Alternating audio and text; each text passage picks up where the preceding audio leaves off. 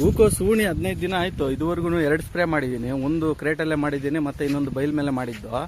ಈಗ ಇದು ಉಣ್ದಾಗಿಂದನೂ ಸ್ವಲ್ಪ ದಿನ ಮಳೆ ಇಟ್ಕೊಂಡ್ಬಿಡ್ತು. ಸುರುಗು ರೋಗನೂ ಸ್ಟಾರ್ಟ್ ಆಗಿದೆ ಅಲ್ಲಲ್ಲಿ.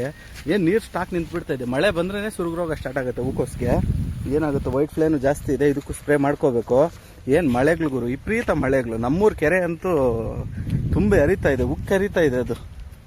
ನಮ್ಮೂರು ಈ ಕಡೆ ಹೋಗೋ ಕೆನಾಲ್ಸ್ ಎಲ್ಲ ಯಾವ ರೇಂಜಿಗೆ ಬಂದಿದೆ ಅಂದರೆ ಹೈಟ್ ಬಂದ್ಬಿಟ್ಟಿದೆ. ಸುತ್ತಮುತ್ತ ಇರೋ ತೋಟಗಳೆಲ್ಲ ನೀರು ತುಂಬ್ಕೊಂಡ್ಬಿಟ್ಟಿದೆ. ಇನ್ನೊಂದು ಟಮಾಟನೂ ಅಷ್ಟೇ, ಮಳೆ ಬರೋವರೆಗೂ ಒಂದು ಲೆಕ್ಕದಲ್ಲಿತ್ತು. ಬಂದಮೇಲೆ ನೋಡಿ ಕೆಳಗಡೆ ಎಲೆಗಳೆಲ್ಲ ಒಂಥರ ಬೆಂಕಿ ರೋಗದ ಥರ ಸಿಕ್ಕಾಕೊಂಡು ಅದು ಇದಾಗ್ತಾ ಇದೆ. ಕಾಯಿಗೂ ರೋಗ ಬರ್ತಾ ಇದೆ. ಅದನ್ನು ಕಂಟ್ರೋಲ್ ಮಾಡ್ಕೋಬೇಕು. ಎಷ್ಟೇ ಪೆಸ್ಟಿಸೈಡ್ಸ್ ಹೊಡೆದ್ರು ಏನೇ ಮಾಡಿದ್ರು ನಮಗೆ ಅದು ಅನ್ನೋದು ಇರ್ತಾ ಇಲ್ಲ. ಕಂಟ್ರೋಲ್ ಮಾಡೋದು ಸ್ವಲ್ಪ ಕಷ್ಟನೇ ಇದೆ. ನಾನು ಆ ಕಡೆಯಿಂದ ಇವಾಗ ಕಟ್ಸ್ತಾ ಇದ್ದೀವಿ. ಇದಕ್ಕೂ ಸ್ವಲ್ಪ ಲೇಟ್ ಮಾಡಿದ್ದೆ. ಏನಕ್ಕೆ ಅಂದರೆ ರೀಸನ್ನು ನಮಗೆ ಕಟ್ಸ್ಬಿಟ್ರೆ ಸ್ವಲ್ಪ ಬೇಗ ಮುದ್ರ ಬಿಡುತ್ತೆ ಅನ್ನೋ ಒಂದು ರೀಸನ್ನಿಂದ ಸ್ವಲ್ಪ ಲೇಟ್ ಮಾಡಿದ್ದು.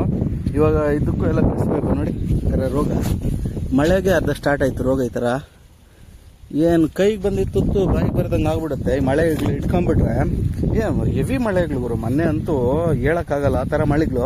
ನಾನು ಹೂಕೋಸು ತೋಟದಲ್ಲಿ ಅರ್ಧ ತೋಟ ನೀರು ನಿಂತಿತ್ತು. ಆದರೂ ಅದನ್ನು ಕಂಟ್ರೋಲ್ ಮಾಡ್ಕೋಬೇಕು.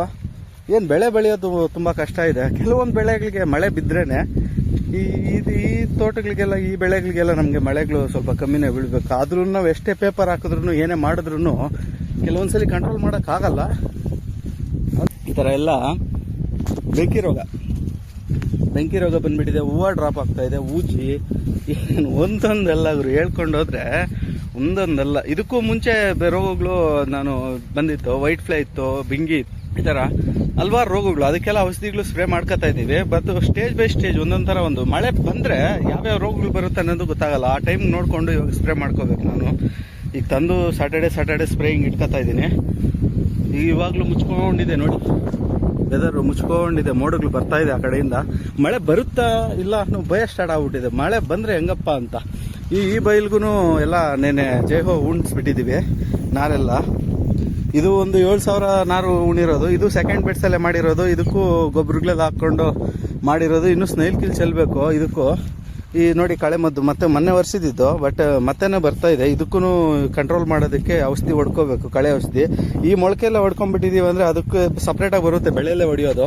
ಅದನ್ನ ಹೊಡ್ಕೊಂಡ್ಬಿಟ್ಟಿದೀವಿ ಅಂದರೆ ಈಗಲೇ ಸತ್ತೋಗ್ಬಿಡುತ್ತೆ ಮೊಳಕೆ.